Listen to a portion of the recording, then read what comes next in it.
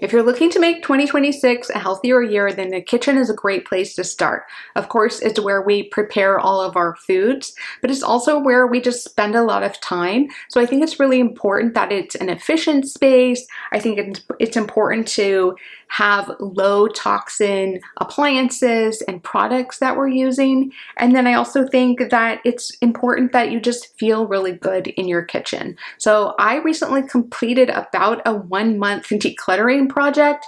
It was quite an effort, and I want to share my best tips with you. If you're new here, my name is Carrie. I'm a certified holistic nutritionist, and I'm really on a mission to help share what I have learned over my about decade and a half of my personal health journey with chronic illness, and I really just want to share my tips to help support you on your journey as well. So I have about 6 tips, and then I also want to show you some video footage of how I decluttered. As I mentioned, it was quite a big project. So I've actually been a big fan of decluttering for quite a while. I read a book called Clutter Busting.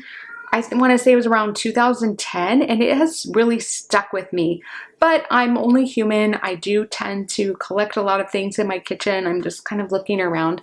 I'm also a food blogger, and so I have several blenders, for example. I have several sizes, I think 3 different sizes of crock pot. So I just want to tell you, like, we're not on a minimalist journey here, unless that's your thing. That's not my thing. For me, it's really about having items that I'm going to use and that make my life better, makes it easier for me to cook healthy foods. I do consider this very much like a working kitchen. I make 3 meals a day. I cook for my husband and myself. We do eat leftovers, but I spend a lot of time in this kitchen, so I need it to be efficient. And I want to feel good when I'm in this space. And I actually do. I feel really good. And that was like one of the big reasons I started this journey recently, was because I started to feel like closed in the space. And I just didn't feel like kind of a fresh feeling of wanting to try new recipes. Now it's been completely transformed how I feel in this space.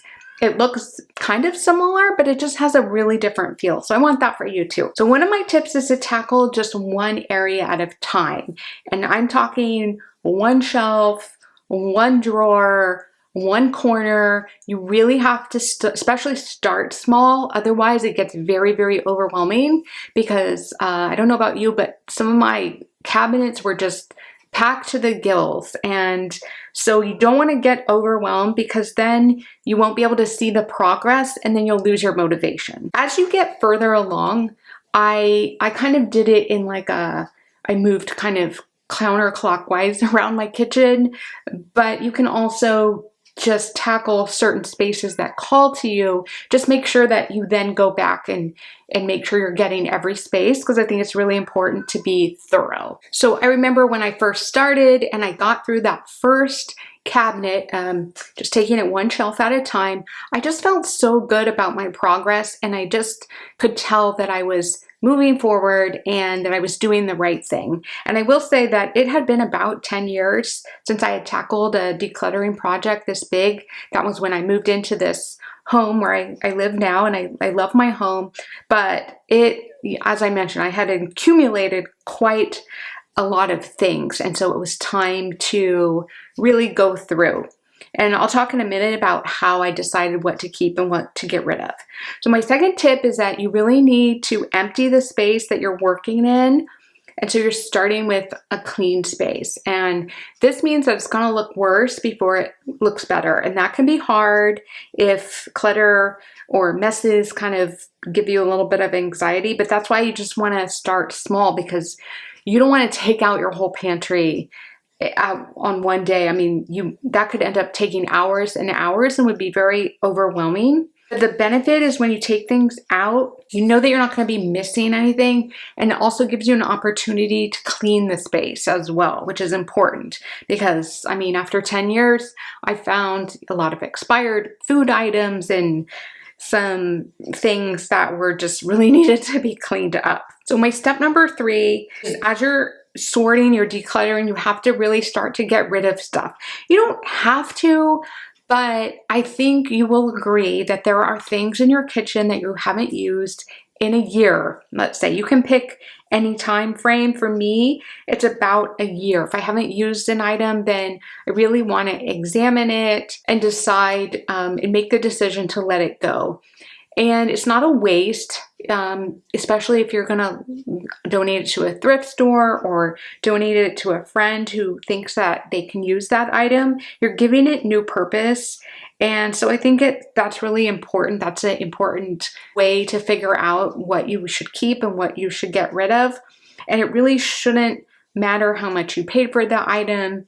I know a lot of people have sentimental attachments to items. I think that's fine, but if you're keeping things for memories and you're not using them, I think maybe it's time to think about, maybe you can take a picture of the item so you'll always have that memory of it. Or maybe there's a family member who could use that item.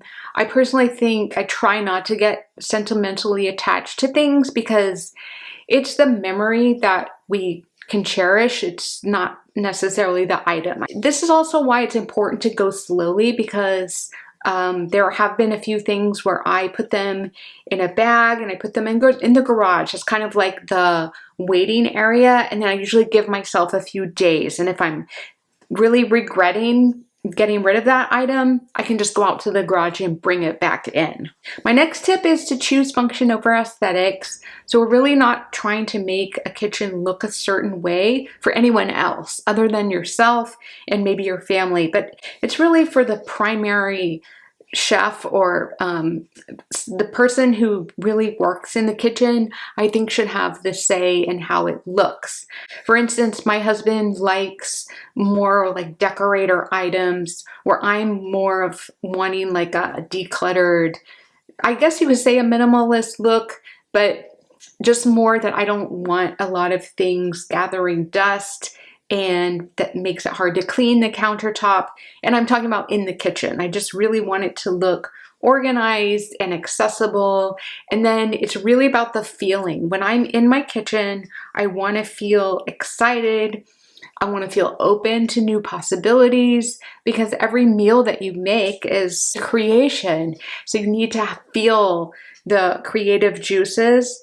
And I was feeling very closed in my kitchen. I wasn't feeling inspired. And so that's what decluttering did for me. It made me feel really happy and just open to new possibilities. So that's what I want for you. Tip number 5 is to really start to think about lower toxin options. I would be a bad holistic nutritionist if I didn't mention that this would be a great time to replace your plastic cutting boards with bamboo, replace plastic food storage with glass, maybe even look at your cleaning products or your water filter situation.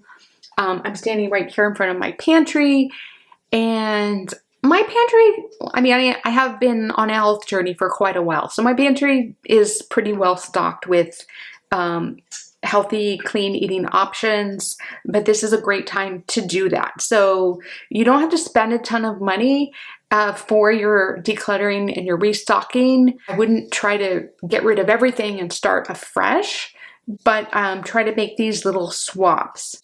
And if you do need some inspiration for how to restock a healthy kitchen in terms of the pantry, I do have a clean eating shopping list. I will put it in the description below. You can sign up for my email list and you can get that for free. It's printable. I have a mindset tip for you, and that is that I know it's easy to accumulate things, and it is really hard to let go of things. We live in a culture where it's very much around consumerism, and I am not against buying things whatsoever, especially if they support your goals and make your healthy cooking more efficient.